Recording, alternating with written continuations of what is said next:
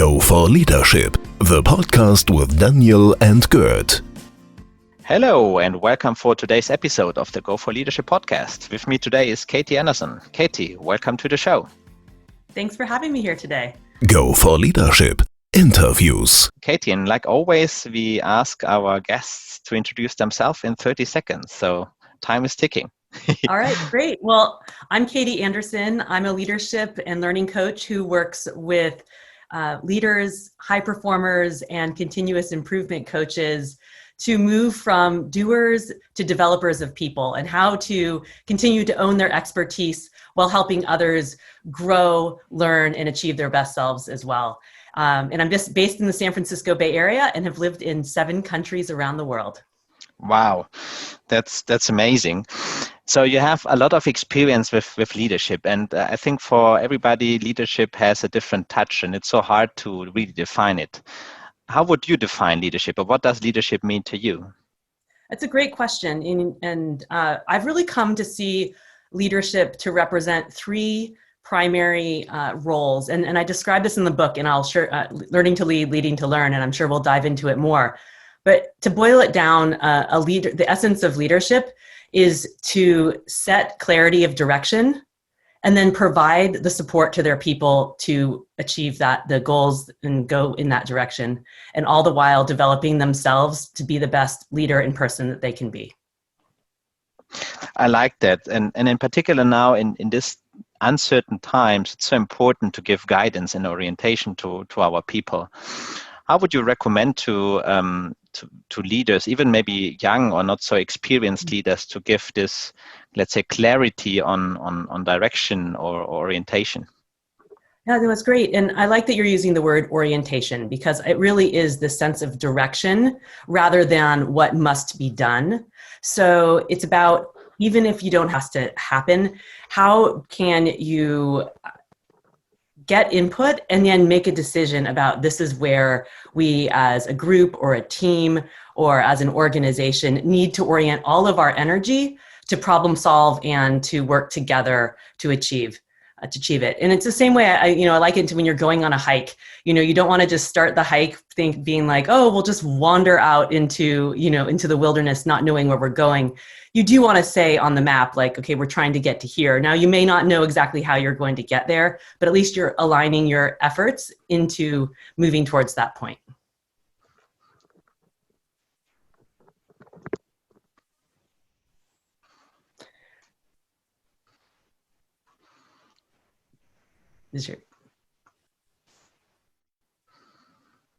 I'm assuming you'll edit that part out. Are you okay?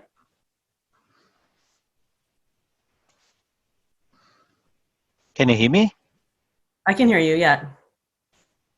Can you hear me? Yeah. Okay. Yes. Strange. Can you hear me? Can you hear me?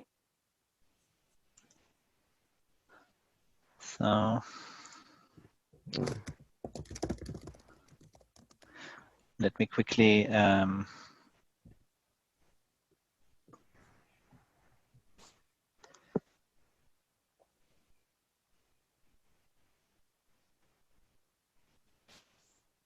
so I can hear you now again. Can you hear me? Yeah, I can hear you. Awesome. Okay? Perfect. So sorry. Okay. No worries. You want to do that question again so it's easier to edit? Let's maybe do that question again. Yes. Sorry. Okay. No worries. So, okay. It's okay. Perfect. You know the answer, the question again, right? Yeah. Why don't you ask it again though? Because it'll be. So I was asking,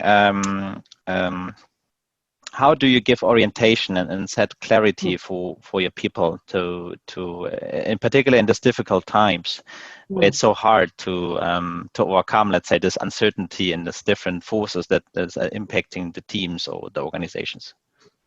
Absolutely, that's a great question. And no matter, we always have uncertainty. No matter, right now we're in a period of greater uncertainty than some other times. Yet being able to directionally say where we need to go is better than having no direction at all. And so what I encourage leaders to do, and ourselves as well, is to, even if you don't have the specifics of exactly where the exact goal is, or what exactly how you're going to get there, to help orient and align people's efforts into, we know we need to move towards a certain direction. And as we do that, we're going to learn and understand more. And of course, you're going to always have barriers that come up or challenges, and you're going to learn along the way. It's how do we orient ourselves, because otherwise we're putting our efforts into, potentially efforts that are, directionally opposed. And I liken it to, when you go on a hike, you may not know exactly how you're going to get to a destination, but you know that you need to go up on the mountain to a certain point, and you're going to navigate your way there, and you're going to learn along the way. I like that, in particular the mountain story, because it's so. I mean, there has been many different visuals, right, in management, but I think the mountain. I always use them still back to the mountain example or the moon example, as how the humankind traveled to the moon. So you have a clear goal, but there are different ways to go for it. But how, in particular, also if you have setbacks or maybe also challenges on the way. How do you still maintain this continuous force that let's stick to our goal? It's still the right goal to achieve. That's great. There's a Japanese saying that in English is translated to fall down 7 times, get up 8. And I'm really obsessed with these Japanese Daruma dolls. You can see me holding them up right now. But if you go to my website, you can see many of them. And they represent having the tenacity and patience to fall down, but orient yourself and get up. And it's about the learning that we can do. And, learning isn't linear, nor is our progress towards goals. And it's about having that acceptance and awareness that we will fall down many times. But what's important is us continuing to get up and learning and adjusting. The foundation of the scientific method is the famous plan, do, study, adjust cycle, or plan, do, study, adjust, or plan, do, check, act. But I like to say that it's study, adjust, plan, do, because it's that reflection, the study, the learning from our mistakes and our failures and the setbacks that allow us to actually adjust and continue to improve and move forward with more success. And I think that the good thing of failure as such is that I think the learning experience is much more intense from a failure than from a let's say victory. At least in my experience, I think the passion and the feeling of having overcome a challenge time or having overcome a problem is much more intense than it was a walk in the park, right? Well, and also, I mean, if you think back at your own successes, or usually it's not something that out of the gate one time that you had this tremendous success. Usually it is because you have been practicing and trying hard or having steps along the way, and you've probably had some setbacks and challenges on that, and you've been learning. So we often see a success, and I'm using air quotes here, and just see it as the outcome without recognizing that the process that led to the success was full of mistakes and failures and learning of that person falling down 7 times and getting up 8. And I like to talk about how, yes, we want to go towards the outcome, like we want a successful outcome and achieve our goals. But what is more important is the process of getting there. And, even if we ultimately fail in our goal, if we are looking at the process and seeing the journey as a learning experience, the next time we try something, we're going to be even more effective, and we will probably see that success. And so it's about the process, not just the outcome. And if we can shift our orientation on that, we will be more successful in the end, because we will have learned more effectively. So I see in many organizations there's a certain, at least let's say the German culture is very, let's say, strong on that one, let's say risk awareness and maybe be ashamed of failure. I think they are generalizing, of course, there are certain cultures which are much more open for failures. So how do you welcome people, let's say, to not to promote failure, but really to share their failures and their missed successes in order to also share this learning experience to a broader audience? One of the biggest examples, and people that I admire for sharing failure so much is actually the subject of my book, a Japanese man who worked at Toyota for 40 years. And the Japanese culture is not one in which failure is really embraced at the big level. And the book actually talks about a lot of failures, and especially at the end, a huge failure that he had on a big new business initiative. And I really appreciated his vulnerability in sharing that experience with me and the world. What I've come to see, though, is yes, we can see, I think it's the big failures that maybe are not as accepted, but how can we make sort of the smaller micro failures along the way be really focused on learning, so that the bigger failures, we're both then creating a culture and a situation where we are more open to talking about failure or mistakes as a source of learning. And also, so there's not as much risk in the actual failure. So how are we seeing those sort of micro processes that we're learning from not have the same, maybe potentially huge negative outcome that's impacting many people or very serious? So I think in particular now also, I mean, we're still in COVID crisis, right? So there are, of course, many mistakes and failures to happen because, I mean, there's just not too much knowledge, let's say, to make always the right decision. So I see there's a lot of, let's say, at least from senior leadership positions that I've worked with, it's really kind of hard for them to mention it. And I think one of the indicators that you gave is maybe not the big mistakes as so nice to share, but always the little steps that can show their way. So how would you enable, in particular, that you described that the process as such is so important, a certain, let's say, program or level for young leaders in particular to go on this learning journey, continuous learning journey? Because I saw a lot of young leaders in particular that, of course, they want to get the bigger team. They have a certain level of aspiration, but I think it's not so much about the ending point like you described it. So it's a lot about the process, right? To get prepared for the next level, to get prepared for the next leadership step. That's a great question. And at the end of the day, it ultimately comes back to how each of us respond in situations where either we've made a mistake or experienced a failure, or the people around us as well. A few different recommendations or suggestions for how to start shifting your mindset is, first, not focusing on the person, but really focusing on the process. It's so rare that someone is truly malintended, so trying to do something wrong or bad. So if we start with the assumption that people had good intentions and we're trying to do something right, it can help us stop immediately going to blame.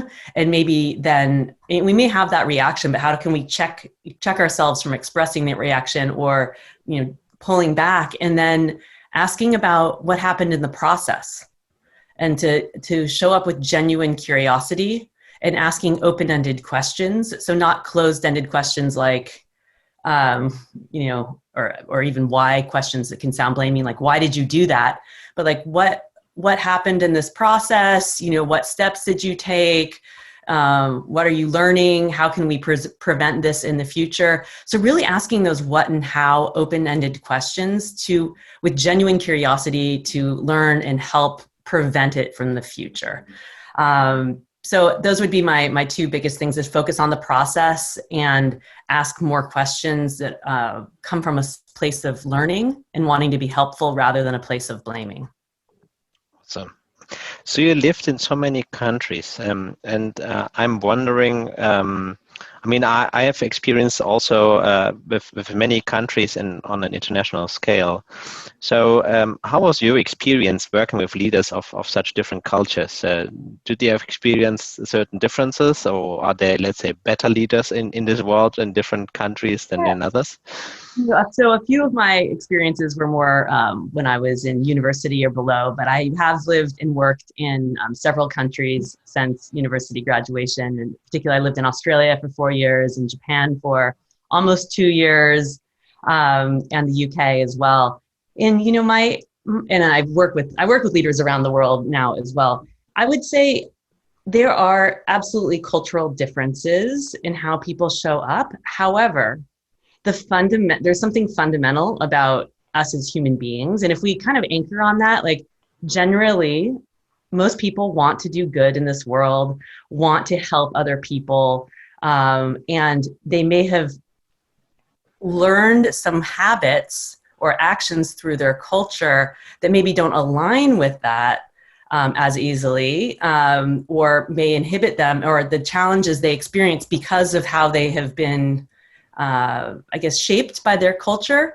And could be organizational culture too, maybe blind spots for them. And so I think it's for all of us to just anchor back on that, the uniting force of us as human beings, and how can we all try and help each other be most effective and connect with our purpose and then align our actions. And that's what I call about living and leading with intention, about how do we understand what's important to us as humans and as individual people and as leaders, and then what is most effective in terms of how we show up to fulfill that purpose. And no matter what culture I'm in, generally people want to connect with other people. They want to help create, good, positive cultures in their organization. They want to achieve, business success and provide value to their customers. And so if we can anchor on those uniting principles, then the rest doesn't really matter so much. And we can learn from each other as well, and how to,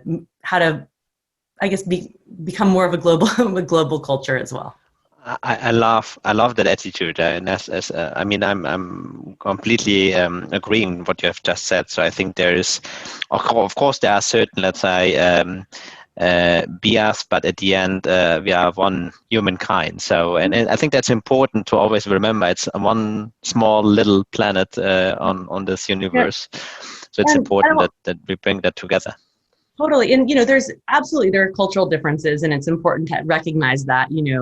When I lived in Japan, a few years ago, I learned to be very comfortable in sitting with silence because they're culturally much more just comfortable with having long pauses in conversations. And as a Westerner, and especially as an American, I would want to fill that, like jump in and fill that silence. Yet, to be okay and know that that is just a natural part of how they communicate. And so it's important to have awareness of sort of what the cultural norms are. And so you're also not being rude, yet at the same level, the fundamental point, people, would say, like, how do I go to Japan and travel and be polite? And so at the end of the day, have a smile, treat people with respect, and you're going to be just fine. I think that's an important resume, let's say, in particular on this intercultural aspect of diversity. Now, also maybe touch basing, let's say, a different kind of diversities. I think it's always important, like you said, and here it becomes more important, this way of orientation and guidance, to put all the different forces that you have in a team, be it, let's say, cultural diversity, being gender diversity, being whatever diversity is currently in the team, to bring those, let's say, different aspects together. But how do you do that now also on an intercultural basis? So how do you use the different cultures to orient them towards one direction? That's a great question. I'd love to ask you that as well. At the end of the day, and that's a very British saying too, at the end of the day, it's about getting alignment on a shared purpose. And I think if we can start off with having some alignment on shared purpose, or at least an understanding of what the purpose is for our group or our team or even that meeting, then people can orient themselves in that direction as well. And they may show up in different ways. Another great way is to just be explicit about establishing, talking about what are our norms or our expectations for how we will communicate in this meeting or a team, especially if you have people coming from many different cultures, so that there's an opportunity to at least have a shared understanding of what's our cultural norm for this group or team, even if we all come from different backgrounds. And again, it's not just country cultures too. It's people who work in different industries have been accustomed to different styles or even different organizations. So having that made explicit and having put on the table and making it visible, making those invisible things visible, is how we can come together more effectively. I like that a lot, because I think, like you said, this is applicable for many different situations, not only, let's say, in an international setting. It can be in different, let's say, settings being used to agree on certain norms in order to, let's say, start working, collaborating together. I think it makes a group much more effective. Katie, let's maybe also get, let's say, back in and jump to the topic again, to the learning. So for the universities and preparing, let's say, our young leaders, where do you see still ways for improvement in order to prepare them for this very demanding, let's say, task that we have now? Let's say, uncertain times, different, let's say, demands, higher demands maybe than before. How do you think we can prepare the next generation of leaders the best way? That's a great question, one that I have not been asked before. And I think it goes back to just how, in general, can we all improve as leaders, no matter where we are in our leadership learning journey. It's about how can we ask more questions. We are rewarded, especially through our education system, for being the one having the right answer. So becoming the expert or being right. And we forget how to ask questions. And so the more we can cultivate a habit of asking more questions, and not those, leading questions, but those questions, as I talked about earlier, those genuine inquiry questions, starting with what or how, in all environments, in fostering and coming out with an intention to hear other people's thinking. That is what's going to be I think the fundamental shift that we all need to be making. And the more we can cultivate that in our emerging leaders and upcoming next generation, the deeper thinking we're going to have as a whole, and the more successful we will as a society, or global society, be at solving the unanticipated challenges that come in the future. Perfect. Katie, like always, we also ask our interview guests a question: what you have told the younger Katie starting her career and becoming the leader she is now? So I started my career thinking that I was going to be a university professor and a researcher. And I actually feel like I've come a bit full circle in that, with the writing of my book, it was a lot of years of research and writing and elements of academia that I really enjoyed. What I would say to myself is to know that you may not know where you're actually going to end. And I certainly don't know where I'm going to end. I'm, my mid-career now. I'm sure I'll have some more turns. But to continue to pay attention to the things that really ignite joy for yourself, and to continue to follow that path and be willing to make changes and pivots. And I've certainly done that in my own career a few times as well. But to know that that's natural and part of what's going to happen, and just to try and piece together the parts that give you joy and light you up, and how can you find more of that and navigate your career journey. And that what you think at 22 may not be where you end up in your mid-40s, and that's great.